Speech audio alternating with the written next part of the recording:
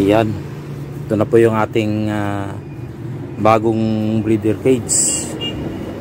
Dalawa po yan, yan. A blessed day to all. Welcome to Blessed Creatures. Magandang araw mga kasama. Share ko lang yung mga ginagawa kong kulungan. Yan.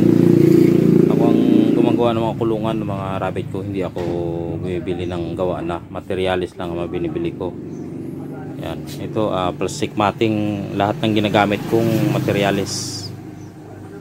Kasi meron na experience ko isang rabbit ko. Tinry ko na ang sahig ay yan, ganito. Yung wire. Sugat yung bayag. Kala ko hindi na makabuntis eh. Yan, bali yung ginagawa ko ay dalawang 2x2. Pinag-isa ko para tipid sa dingding. Yan.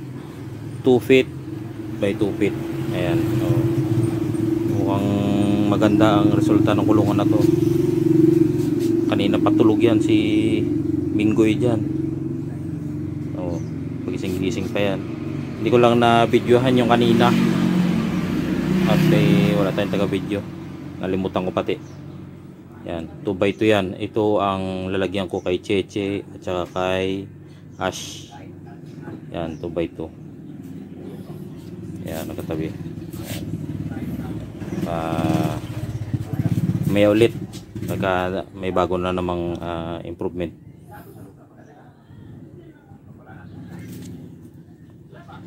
A few minutes later. Dagdag ko rin pala. Makikita nyo yung frame. Ito yung pinakaharap ng kulungan ko. Yung frame niyan ay kahoy. Yan.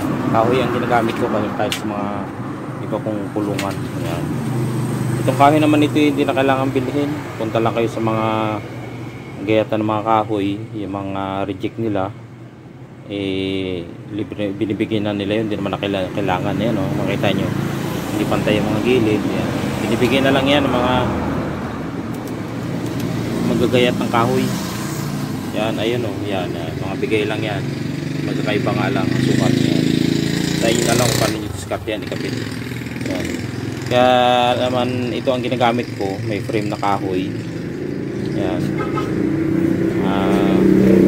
Para hindi magastos sa screen. Kasi pag puro screen ang ginamit yung pinto, disclaimer lang po sa mga gumagawa ng kulungan. Ito po idea ko lang po.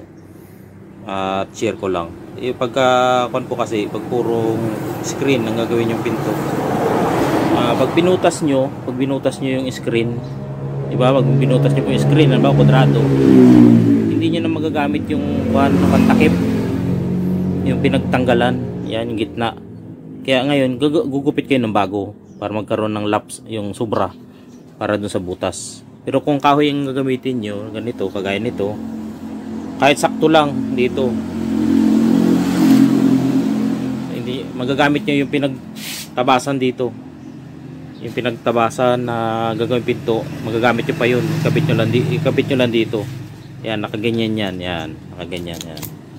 Yan yung pinto pag may screen. Makikita nyo pag natapos ko. Makikita nyo pag natapos ko kung ano ang ibig sabihin ko sa paggamit ng mga kahoy na ito sa frame. Bali ang sukat ng mga kahoy nito ay regular na 2 inches. Tapos ang kapal niya ay yan 0.5 centimeter. Yan po. Ayan po. Pangsarado na lang kulang. Lapit na matapos. Yan. Kunti na lang. Bali dito sa pansara niya, dito rin natin kakabit yung kainan, yung J-feeder, automatic feeder. Yan. Ito naman yung automatic feeder, automatic grass feeder. Ayan po, ayan. Makikita nyo mas malaki ang butas. Ayan po yung mga grass feeder. Ayan. Siya kayo at maingay dito sa tabi na ng kalsada bahay namin. Hindi gaano marinig yung boses ko at malakas ang tunog ng mga sakyan. Yan. Kung mapansin nyo po yung mga dingding ng kulungan ko, maliliit lang yan. Yan. Mas maliit kaysa dito sa screen na ginamit sa grass feeder. Yan. Niliitan ko po talaga para hindi mapasok na ibang hayop yung kulungan natin. Tsaka pati yung divider, maliit din na butas ang ginamit ko. Kasi pagka minsan yung dalawang rabbit ay magkatabi, nagsasabunutan yan kabilaan. Kaya makita niyo ibang rabbit sa ibang vlog,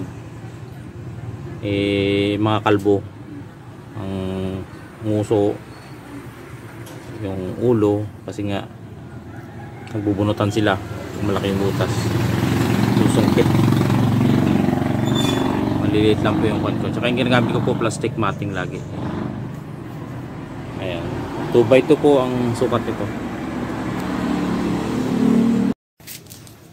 Ito makikita nyo kung ano yung ibig ko sabihin ng paggamit ng kahoy sa pintuan ng kulungan ng rabbit. Yung frame na kahoy, yan. Makita nyo yan yung screen na sobrang pinagupitan, magagamit mo pa yan sa tulong ng frame na kahoy. Itataker lang natin yan dyan, yung screen para sa pinto. Yan.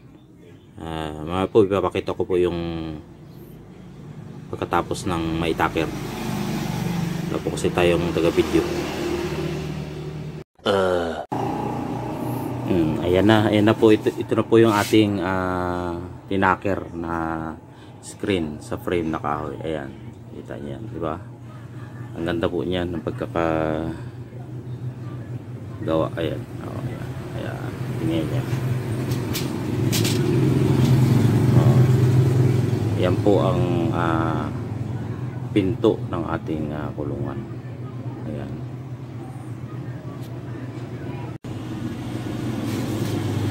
Ito na po yung ating ginawang sarado ng pinto. Nagamit yung kahoy na frame. Ayan. Ito po yung lock. May hawakan din po yan. Ayan. Nakakabit po. Ayan. Kita nyo po, saktong-sakto lang. Ayan. Kita nyo po, di ba? Ayan. Ayan. Sunod po, kagapit naman po natin dyan ay yung kanyang J feeder. Ayan, para sa pins. Baka po magtaka po yung iba kung saan ikakabit yung automatic drinker.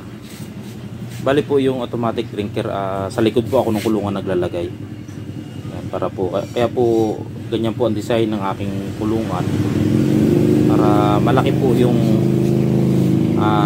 bukas ng kulungan. Pag kumuha po tayo ng ating mga alagang rabbit ay maluwag, madaling kunin.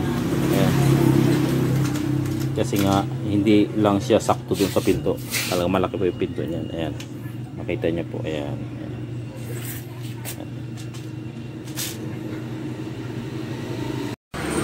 Ayan, ito po malapit na pong matapos yung ating mga breeder cage. Ayan. Ikabit na ang mga sara ng pinto. Bali J feeder na lang po ang kulang. Kung mapansin nyo po yung sarado ng aking pinto ay pababa ang sarado, no? Ito po ay patagilid kaya ganito, pero ang ilalim po niyan ay ito. Yan po ilalim, kaya po ito ay pababa. Yan, pakita ko po sa inyo handay lang kung bakit ganito yung design ng aking kulungan, yung ating breeder cage. Ito po yung breeder cage po natin. Bali ito po magiging bagong breeder cage ni Cheche at saka ni Ash. Si Cheche po yung ating local New Zealand. Si Ash naman po ay ating mix lionhead. Yan. Pero kahit na po mix lionhead si Ash, sana maglabas siya ulit ng double main. Bali si Ash po ay bigay po lang sa atin ng ating isang kaibigan na konsehal. Bali nanganak na po siya dati, naglabas po siya ng double main. Sana po yung ganun ulit. Kaya po tapos ito papakita ko na yung kompleto na. Naikabit na po yung J feeder. Lagyan po ng pakain ng feeds. Ayan, ito na po yung ating bagong breeder cage. Dalawa po yan, yan. Ang sukat po niyan ay 2x2. Yan. Ito po yung sinasabi ko kanina bakit yung ating sarado ay pababa. Sarado natin ito, yan. Sa inyo po, yan po yung kanyang J feeder. Yan. Kaya po sinadya ko na ang bukasan niya po ay ganyan. Tsaka po yung aking J feeder po may takip po yan. Ayan, takip. Para hindi po mapasok ng mga hayop.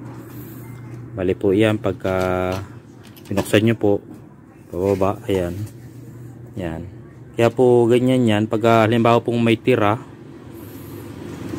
po yung ating mga alaga, baka amagin, ay madali po nating may dispose.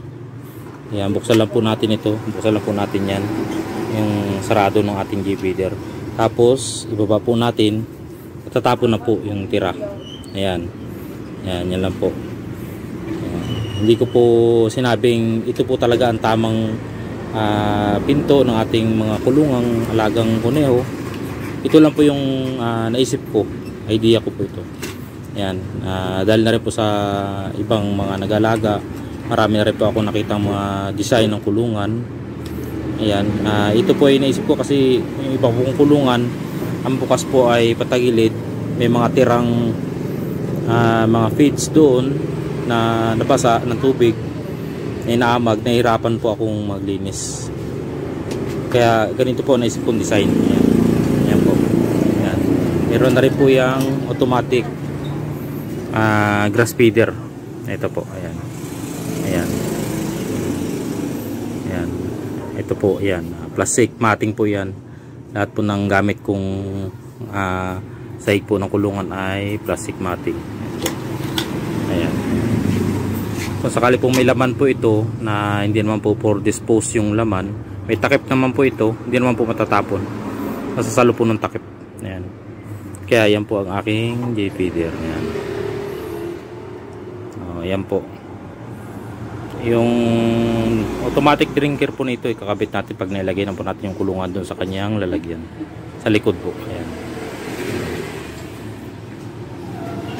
Ilan po at mapapagpalang araw sa lahat na nagkukuneho.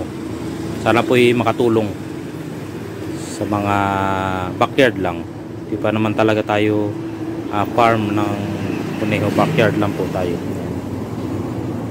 Maraming salamat po ulit, mapagpalang araw sa ating lahat. Thank you for watching. Please subscribe and click notification bell for the updates and more video from our YouTube channel. God bless.